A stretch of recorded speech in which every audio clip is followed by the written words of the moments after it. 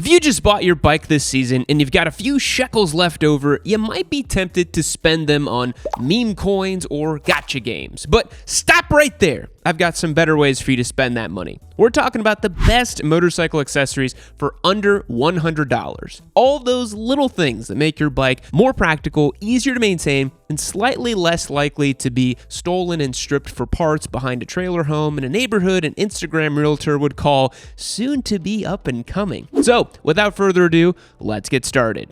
First up, we have motorcycle luggage. A motorcycle is many things. They're fast, they're fun, they're beautiful and sensuous, but practical, not so much. You'll learn this pretty early on in your riding career when you take a ride and suddenly need to carry literally anything. Are you going to put your groceries in your pockets? Come on, you got to stay hydrated on a long ride on a hot day. What are you supposed to do? You're just going to shove a water bottle down your riding jacket? That doesn't sound too comfortable. God forbid you need to stop off for a few household items to save yourself an extra trip. Then your family's going to say, hey, why does my sandwich taste kind of funny? Well, it's because you stuffed a loaf of bread down one of your legs of your riding jeans and now it's soaked with some, let's say, pickled juices. Motorcycle luggage is really the most practical thing you can ever get for your bike, and there are plenty of options. You don't have to look like some nerdy ADV guy, trust me. You got tail bags, tank bags, or little handlebar bags for just your phone and house keys. And look, if you're a too cool for school sport bike squid with a carefully curated personal brand, you can always just get a nice backpack instead. They even make some that are like all aero and angular and make sure that they fit and match your AGV paste or whatever the hell. But be warned, you will pay the squid tax for those. They are more expensive. They all solve the same problem. Motorcycles don't have trunks. Well, most of them anyways. Honda likes to sneak a trunk here and there on a bike every couple of decades. Any piece of luggage is going to make your life easier. Now you've got room for tools, a tire inflator, rain gear, or whatever questionable pre-made gas station sandwich you desire for lunch. Personally, I use a tail bag from Nelson Rig, but there's companies like Kriega and SW Motec making great stuff too. Depending on the size, many of these will come in under $100. Something like the Built V3 mini tank bag is less than $50. At the very least, a nice motorcycle-specific backpack is gonna change your life for the better. Moving on. Next up, we have the motorcycle phone mount. Look, I am as much into the reject screens, embrace solitude philosophy as any other sovereign citizen would be, but I must admit that access to your phone for things like navigation or whatever is pretty much essential for a significant portion of most people's riding. Sure, you could pull over every 5 minutes, take your gloves off, frenetically dig through your aforementioned backpack like you're searching for missing pages of the Epstein files, just so you can figure out that you missed a turn 30 miles back. A phone mount solves this problem easily. You've got GPS at your disposal when you need it, and when you're riding locally or really trying to immerse yourself in the experience, chuck your phone in your bag and forget all about it. There's tons of options depending on how fancy you want to get with it. Quad lock seems to have ascended to the most popular brand these days. I personally used Rockform for years and years and years and never had any issues with their products. There are RAM mounts too if you're a total degenerate, and then you can certainly get terrible Temu specials for practically nothing. But you can get a mount and a case from a reputable brand for under $100, so don't risk your $1,000 phone on a $15 mount. That doesn't make a lot of sense. Plus, this is one of the most marketed accessories online right now, so I am sure your favorite content creator has some discount code you can use. I don't always mount my phone, but it's nice when I need to, and it's nice to have. Moving on. Next up, we have the humble disc lock, because the sad truth of motorcycle ownership is that motorcycles are extremely easy to steal. They're small, light, the ignition barrel is right there in front of God and everyone else, and if two guys named Trevor show up in a clapped-out F-150, they can have your bike in the bed and halfway down the road before you've even finished your nightly prayer to Lord Rossi. It's important to mention, a disc lock is not going to make your bike as secure as Fort Knox. And for those of you who are very young, Fort Knox is the place we used to hold all the gold in this country when the currency was still tied to physical, actual commodities. Before we went and had whatever, I'm not going to tell you all about that. If someone really wants your bike, they'll figure out a way to get it. But for the most part, theft is usually about convenience. A motorcycle thief wants to optimize their time, productivity maxing in your apartment's parking garage. So the more precautions you take, the more likely they're going to just move on to some other poor sucker's Gixxer that's just sitting there, waiting, just begging to be taken. A disc lock makes a motorcycle more difficult to steal because it stops the bike from rolling. Most disc lock users know this firsthand because they've forgotten to remove it themselves before kicking the bike down into first and dumping the clutch. Ask me how I know. There are a ton of good companies out there. Companies like Kryptonite, Oxford, and Abus make solid locks that are compact enough to throw into a bag and not too heavy to where, you're going to be lugging around some big heavy chain the whole time. Most of them do come with those bright reminder cables that tether to the handlebar, but it's worth noting that those only work if you actually use them and remember to put them on there. Again, ask me how I know. Most of these come in well under $100. It's a small investment that might dramatically reduce the odds that your bike ends up being stripped for parts or shipped to South America, where some Brazilian child in flip-flops will wheelie it through the favelas. In 2026, there are so many people who aren't just motorcycle riders, they're also content creators. You're filming vlogs for YouTube, clipping shorts, maybe posting to Instagram or TikTok. And after your first attempt to cross-post content across various platforms, you know how much of a headache it is shooting in a bunch of different aspect ratios. Let's say you nailed a shot for YouTube, but then you realize you also need to shoot in vertical. So do you reshoot 2 ways or crop the original and lose half the action? The DJI Action 6 makes this so much easier with 4K custom mode. This mode is unlocked due to the 1/1.1 inch square sensor, which in simple terms, it means you shoot once and later in post, you can crop into 16:9, 4:3, 1:1, or whatever you need for a given platform, all without sacrificing image quality.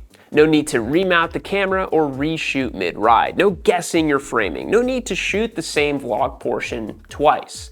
One ride with multiple output options means a super clean and streamlined workflow. If you're serious about making motorcycle content and you don't want your camera sacrificing your creativity, well then click the link down below to learn more about the DJI Osmo Action 6. Thanks to DJI for the support. Now let's get back to the show.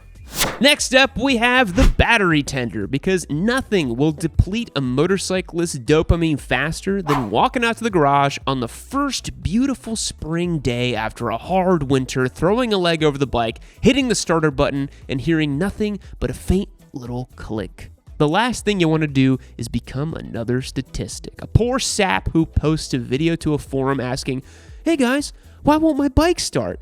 Motorcycle batteries are quite small, and bikes tend to sit around a lot more than cars. A week here, a couple weeks there, the weather gets bad, you're busy with work because your boss is a slug who made you come in on a Saturday. Maybe you've entered a depressive state and you're too busy doom scrolling to ride. Next thing you know, your battery voltage is lower than my social credit score in China after all of my CF Moto slander.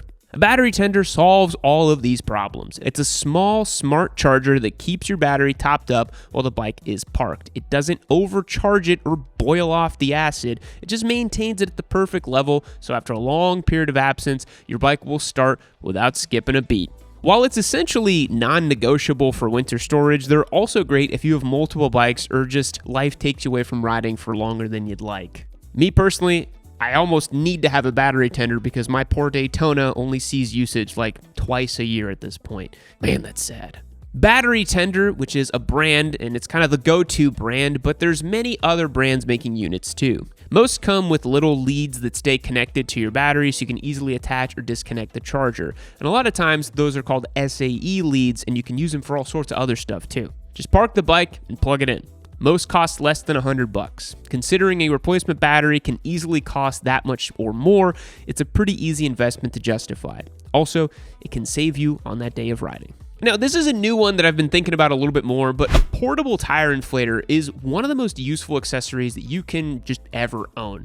Motorcycle tires are important. We just all agree on that, right? If you're going to spend hours arguing with your buddies about whether the S23s are really that much more of an improvement over the S22s, then you better spend at least a little bit more time checking your tire PSI once a week. Tire pressure matters a lot more than new riders may realize, especially if their only experience comes from owning cars. I can't tell you how many times I've borrowed or rented a bike from someone and they say, oh, the handling's not that great. And I check the tire PSI and it's at like 12. I'm like, yeah, of course it's not going to handle well. Tire pressure on a motorcycle affects how the bike handles, how the tires wear, how stable the bike feels, and even how quickly the tires warm up.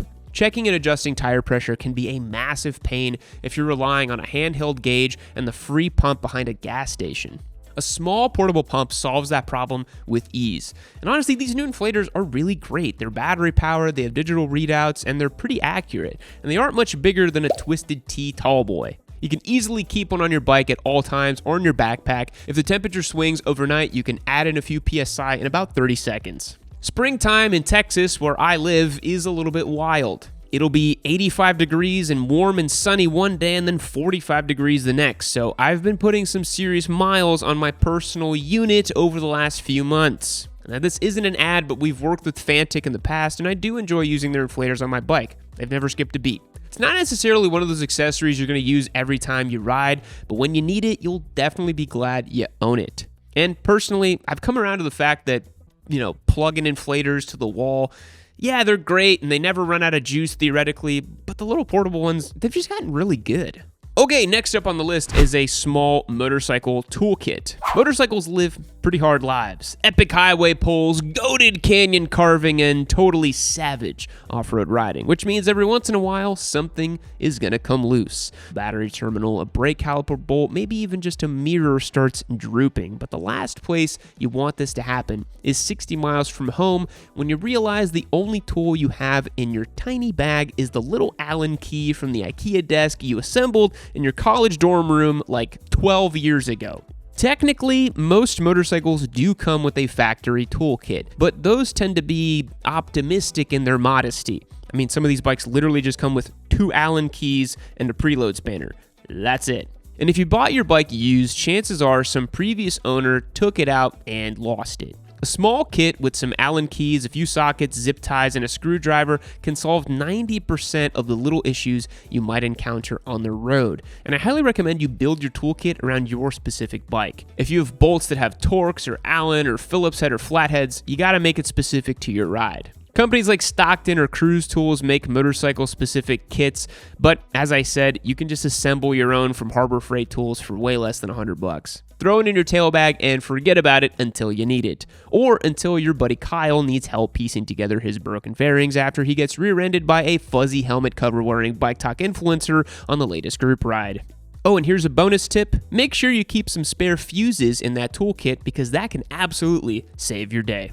Last up, we have Swingarm Spools. This might sound really random at first, but trust me, spools allow you to unlock the full potential of one of the most useful motorcycle tools you can own, a rear stand. Doing maintenance on a motorcycle becomes a whole lot easier when the wheel is off the ground. Cleaning the chain, changing oil, removing the rear wheel to save some money on a tire install. Trying to do that stuff with the bike just on the kickstand is like a racehorse trying to run a marathon while breathing through a cocktail straw.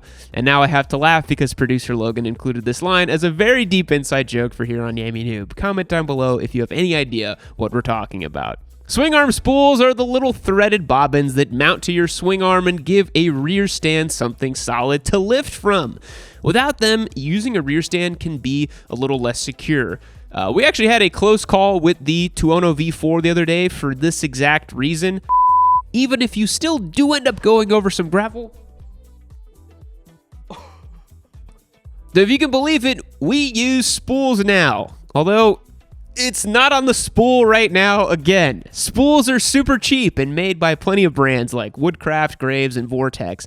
And look, I know what you're saying. Spools are kind of a cop-out for the end of the video, but more often than not, rear stands themselves cost more than $100 for the good ones. I highly recommend Pitbull. They will last literally a lifetime. So I just couldn't outright include those, but there's always an opportunity to buy a stand used on Marketplace or during some sort of epic cyber sales-a-thon. And once you have that, motorcycle maintenance is way easier. So the spools might seem inconsequential, but they're a crucial piece of the whole puzzle. That does it for our list today. What's the one motorcycle accessory you bought that you now refuse to ride with? Your waifu pillow and your fleshlight do not count. Let me know down in the comments below. If you're a new rider, this is a really good place to start for alleviating many potential pain points as a motorcyclist. Thanks for making it all the way to the end of the video. I appreciate it. I will catch you on the next one. Fact: a monkey was once the main witness in an Indian court case. That takes kangaroo court to a whole new level. Goodbye.